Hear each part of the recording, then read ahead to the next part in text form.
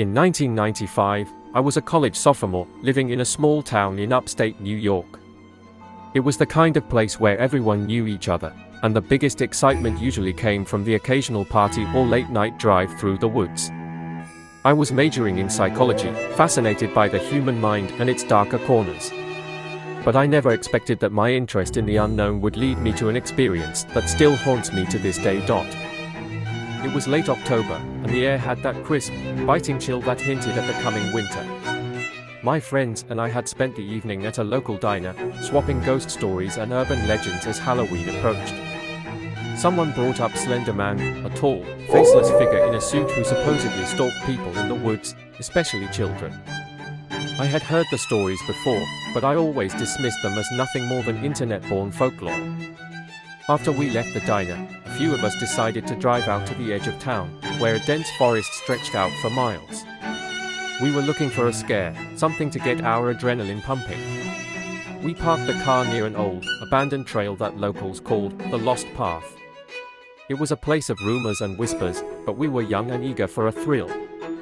The moon was nearly full, casting an eerie silver light over the trees as we ventured into the woods. The path was narrow, overgrown with roots and fallen leaves that crunched under our feet. We walked in silence, our flashlights flickering in and out as the dense canopy above blocked out the moonlight. As we went deeper into the forest, a strange feeling settled over me, an inexplicable sense of being watched. I shrugged it off at first, attributing it to the stories we had been telling earlier. But the feeling grew stronger with each step, gnawing at the back of my mind. About half an hour in, we reached a small clearing where an old, dilapidated cabin stood. It looked like it had been abandoned for years, the wood rotting and the windows broken. The air was thick with the smell of damp earth and decay. We stood in a loose circle, our flashlights sweeping over the cabin and the trees surrounding us. That's when I saw it. At the edge of the clearing, just beyond the reach of our lights, there was a figure standing between the trees. It was impossibly tall, much taller than any person should be, with long, unnaturally thin limbs that seemed to stretch forever. It wore what looked like a black suit, though its outline was blurry, almost like it was flickering in and out of existence. And its face was blank, completely devoid of features. I froze, my breath catching in my throat. My friends were still talking, laughing nervously, unaware of the figure that was now moving slowly towards us. I wanted to shout, to warn them, but I couldn't make a sound. It was as if the air had been sucked out of my lungs, leaving me paralyzed with fear.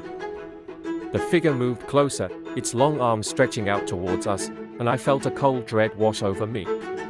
It was like nothing I had ever felt before, an overwhelming sense of hopelessness and terror that threatened to swallow me whole. Finally, one of my friends noticed the change in my expression and followed my gaze. When she saw it too, she let out a choked scream, snapping the others out of their conversation.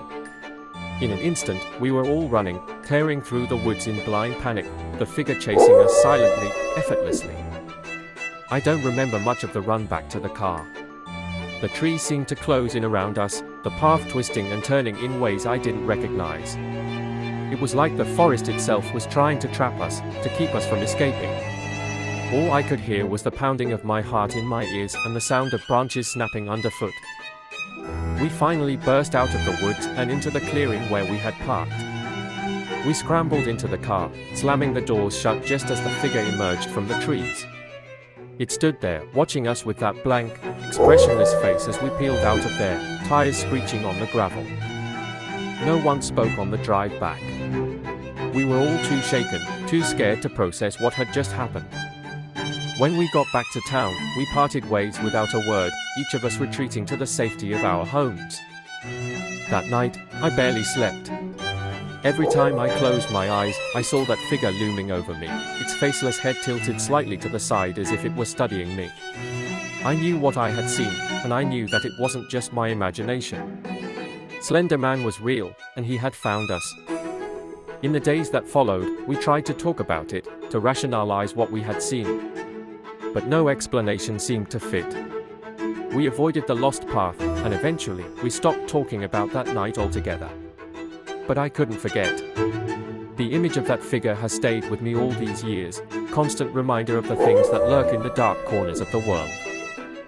Even now, as an adult, I still feel that same chill whenever I walk through the woods at night. I still look over my shoulder, half expecting to see that tall, faceless figure standing among the trees, watching, waiting. And I know, deep down, that some encounters can never be forgotten.